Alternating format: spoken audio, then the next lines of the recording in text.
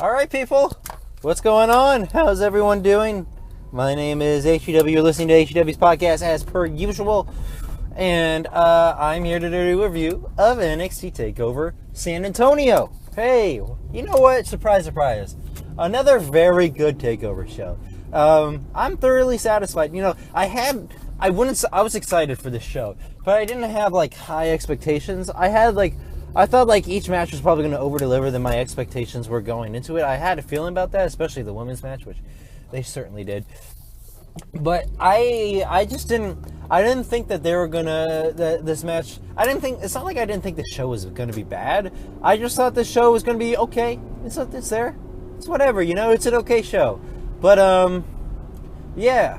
It was a very good show. I mean, I shouldn't be surprised at this point, and I'm not really at all, because Takeover is like, has there been a bad Takeover? I thought Takeover Brooklyn 2 this year was kind of disappointing, just because there's so much hype to it, and also because like what is it? It was also just because last year's Takeover Brooklyn, which some people still consider the best. I think Dallas surpassed that, but. I mean, it's definitely one of the best. It's top 3. It was a fantastic show. It was probably like the best show in WWE last year, if you don't count in like that in Mania. So, like, you know, everyone was incredibly excited for Brooklyn this year, and I feel like it was a good show. It was a really good show, but I feel like it was almost kind of disappointed, because I feel like some of the matches that I think my expectations were just way too high in that one. So this one, it's not like I walked in with no expectations or low expectations. I just kind of walked in with going, all right, I hope we get a good show. And that's what we got. We got a very good show. Like, there was not a match here that was bad at all. And normally that's the same thing with every Takeover. Let's face it. Let's see. Well, we started off with Eric Young versus Ty Dillinger, which was a good match. 6 out of 10 is my rating on that one. That was good. That was very good. I enjoyed that match a good deal. I'm trying to think what happened. So, like, the whole story going into this match was that Ty Dillinger just can't find a way to win. He loses at every big show. Every Takeover show, he's pretty much lost. And they played that in with this story. They had a Big Damo, who I don't know his name now in NXT. I'm pretty sure he has a different name. And the other guy, I don't know his name, but he was facing Eric Young. A lot of great moves here, a lot of high-flying moves. Not really high-flying, but just a lot of great back and forth here. You know, a lot of spots where the Sanity guys, at one point, Ty Dillinger, towards the end, he hit his finisher, which is AJ style. It's basically a fireman's carry into a knee over the top of his neck, which AJ Styles does like every week. But so that was Ty Dillinger. He hits that. But then one of the Sandy guys puts Eric Young's feet on the ropes, and then Ty Dillinger, I believe, gets distracted, he gets distracted. He starts taking out some of the Sandy guys. He's on the apron, and then Eric Young pretty much just deadlifts him over the top rope, gives him that like a wheelbarrow neck breaker, which is really great. It's a really great looking move when he hits it, and he wins. So Eric Young wins. They're playing up the story with Ty Dillinger. A lot of people are thinking Ty Dillinger needs this win to break his confidence and to up his character. I don't think so at all. I mean, you look at Bayley, for example. Bayley is like the ultimate like freaking definition of this. They literally just had Bayley lose like every single match pretty much, until she beat Charlotte on NXT, which Charlotte just played her down. And then she fucking beat Sasha at Brooklyn, and it made the title win so much better. Now, will that carry over for Ty Dillinger on the main roster? We'll see. I think Ty Dillinger has a very good shot on SmackDown. I think you can definitely carry that over, especially with Ty Dillinger versus The Miz. Like, have The Miz win the title back again, and then just say, like, have Miz just fucking berate Ty Dillinger, that Ty Dillinger's just this fucking nobody, that he can never fucking win a big match. And then fucking Ty Dillinger beats The Miz, and it'd be such a great story. So, yeah, that's that. That's pretty much that. But the match itself, it was a good match. It was fine. A good opener. 6 out of 10. Now we're going to move on to Andre San Almas versus Roderick Strong. I gave this a 7.5 out of 10. The crowd was kind of dead because everyone loves Ty Dillinger. And, you know, they're expecting him to be the 10th spot in the Rumble, which if he's not, it better be Miz or, like, Joe or some heel, you know, that people can just boo the shit out of. Someone who's supposed to be just, like, this downright fucking dirty heel.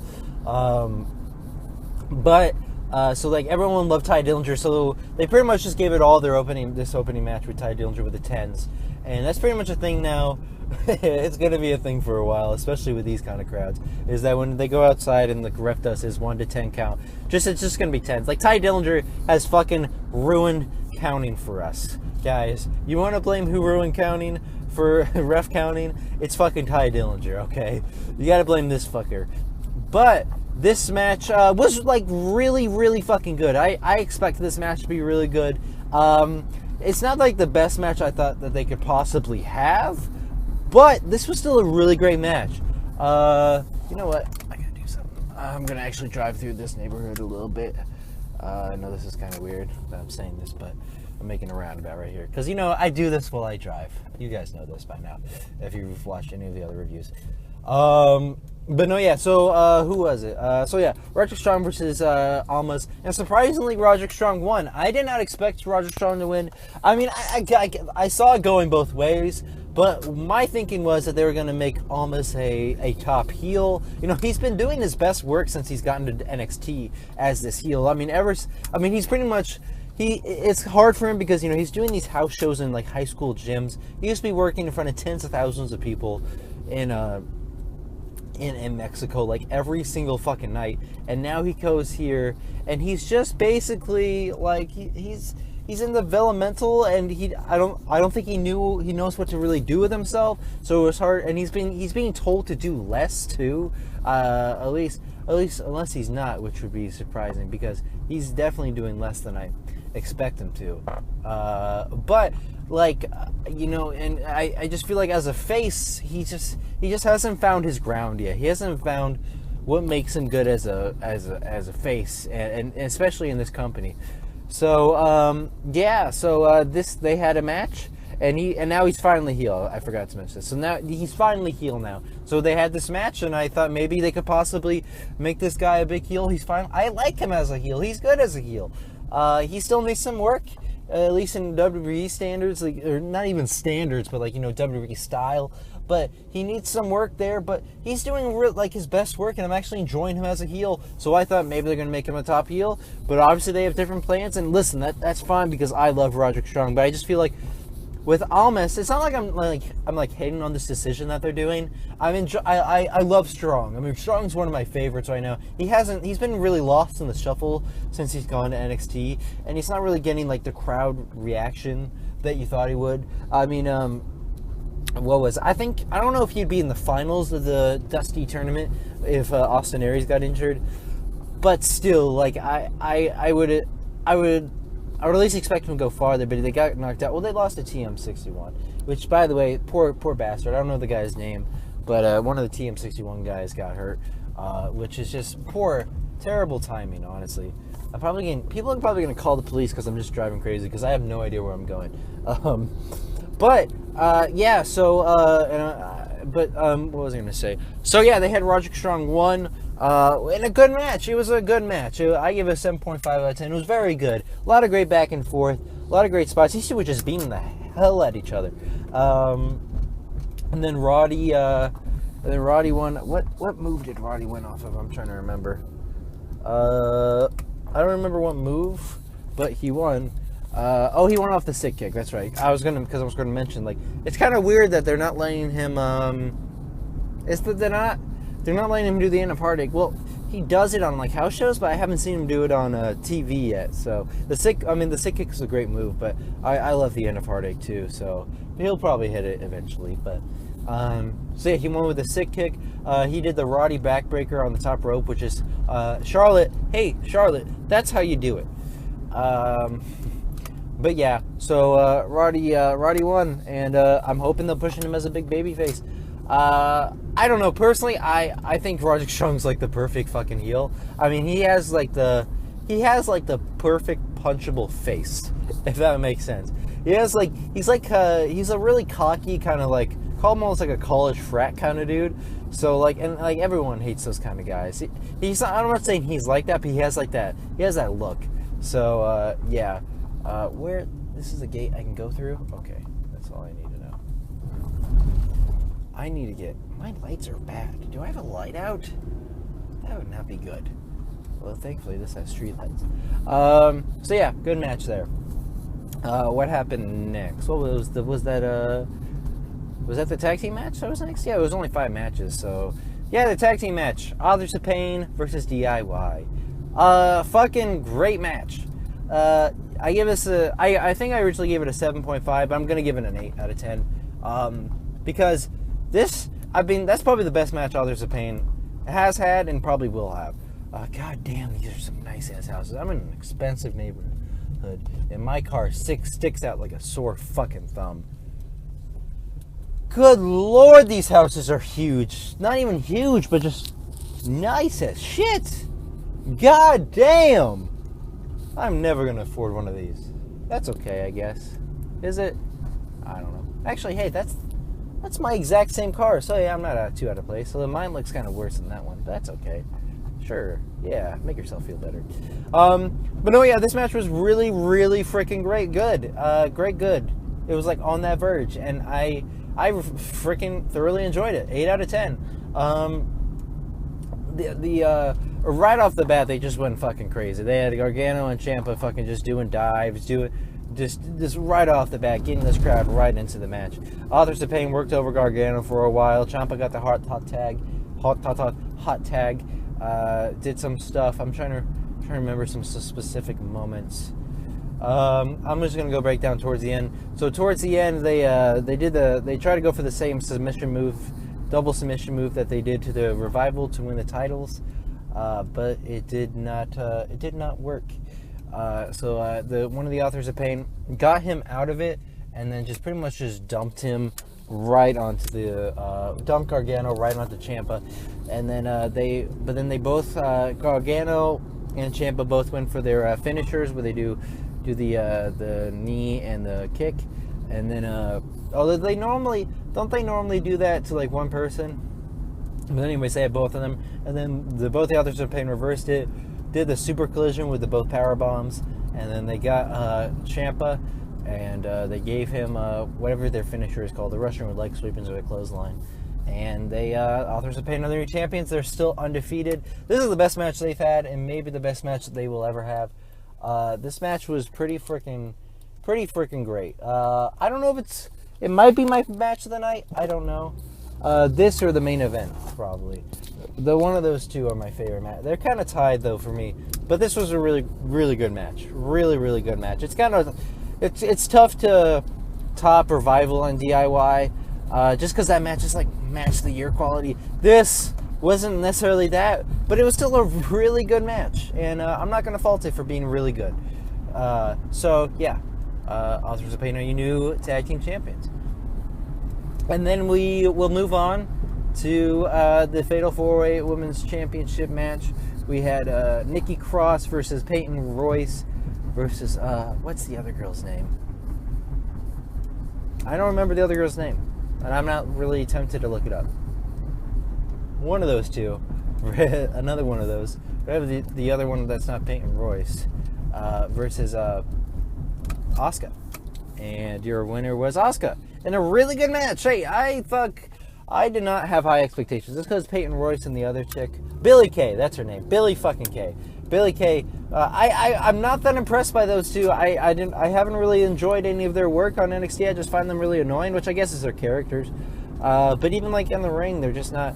They're not Eva Marie bad, I don't think. Although I haven't really seen much of them. I've seen way too much of Eva Marie. But I still didn't think this match was bad. Not this match was bad. But I didn't think this match was going to be all something. I thought Asuka could probably pull out a great match. And Nikki Cross, I haven't seen too much of her. So I didn't really have any say on her. I just know Asuka's fucking amazing. And was she ever? And hey, listen, they did a lot in this match, and the Peyton Royce and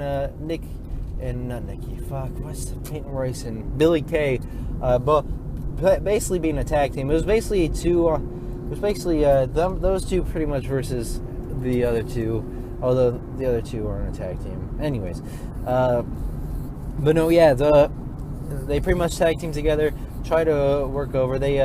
Nikki Cross at one point hit the it's like a a rolling neck breaker, suplex neck breaker or whatever, onto the floor from the apron. I don't know what the move's called, but and then it took out Asuka for a while. Then Peyton Royce and Billie Kay worked on Nikki. They went up to the announce table area, and Nikki Cross was going to look like she was going to dive onto Peyton Royce or one of the two, and then one of the other ones took her away. And then they did a double suplex from the announce table onto a table, pretty much just throwing her down the table that was for some reason set right next to the announce table, which was awesome. That was the spot of the night. Wow. And then they tried to work over Asuka. They hit I don't know what the move was, but Asuka kicked out. And then they tried to work that over too, but then Asuka pretty much just beat the shit out of the both of them and won. So Asuka is still your women's champion and still undefeated. I'm pretty much I'm assuming this is setting up for Ember Moon at NXT Orlando, which I hope so, because Ember Moon, I feel like, deserves that chance. Obviously, she's probably the newest out of all of them, maybe Nikki Cross is newer, I'm not sure, but Ember Moon is the most talented woman in the division, and at least besides Asuka, outside of Asuka, it's her. And I was expecting them to do Ember Moon this one, but I guess they're gonna wait they're trying to make Orlando a big event, or because it's WrestleMania weekend, so trying to top WrestleMania again, and hopefully they'll have Cassius Ohno to do that. But yeah, so that's that, and then we move on to our main event. We had glorious Bobby Roode versus Shinsuke Nakamura for the NXT champion, and this whole match it's weird. So this match obviously started off slow. They were building up. They were building, anticipating. The entrances were fucking amazing, and then after that they kind of worked the crowd down, worked them down a bit, and then it's like hard to remember what they did, but I'm just gonna skip to the finishing sequence. So at a certain point, Roode is on the apron getting up, and Nakamura hits a Kinshasa from the second rope onto him on the apron, but it fucks up his knee. And he's selling this knee like it's fucking death. Then he gets in the ring. He thinks he's okay. Then he hits the Kinshasa again. He's like, oh shit, I really fucked it up. But he can't make the pin. So pretty much, it was really smart booking how this went down. And then Nakamura, I really love this ending. And then Nakamura tried to get back in. They brought the trainer out. He went outside. He's like, I don't know if I can continue, but he eventually just gets in the ring, limping, or not even limping, just crawling. And then Roode picks him up for his spinning DDT, hits it. The closest 2 count you will ever see in your fucking life, right here.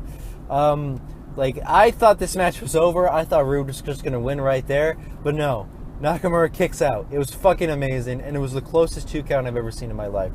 And then Nakamura fucking what else happened right there? So then he works over, he gets a single-legged Boston Crab onto the injured knee. Nakamura gets out of it and turns into an armbar, and then Nakamura Roode just basically attacked the knee and then hit the DDT again, and Roode is your NXT champion. Meltzer was the one that said Roode was going to take the title, and I agreed with him. I actually thought that myself too. I'm like, Roode's going to take the title, but I was really kind of suspicious about that when they brought in Cassius Ohno. There was rumors that they might bring in Kyle O'Reilly, so I mean, I wasn't sure. I wasn't sure who was going to win. Oh God, talking this much makes my throat hurt. But they had they actually had Bobby Roode won.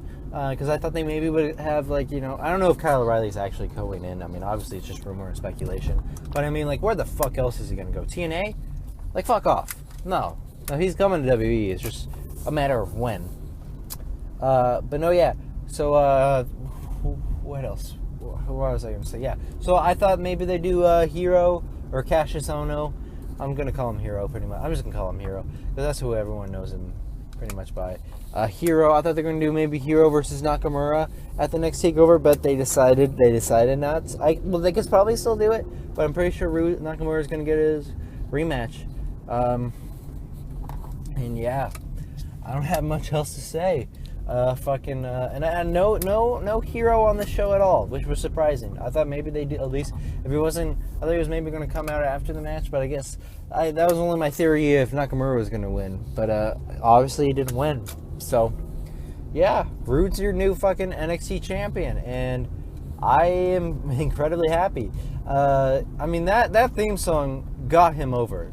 Just his theme song got him over. It's incredible. I never expected his theme song to get him over. But it happened. But it fucking happened. Anyways, I don't have much else to say. Yeah, that was NXT Takeover San Antonio. I hope you guys all enjoyed my review. I'm probably going to go... overall, very good show. Very good show. So, as normal with Takeover, I expect nothing less when it comes to Takeover at this point. So, yeah, that's all I got to say. Thank you all for watching, and I hope you guys all have a fantastic night. We'll see you all tomorrow for Rumble. Peace out, guys. Fucking Rumble hype.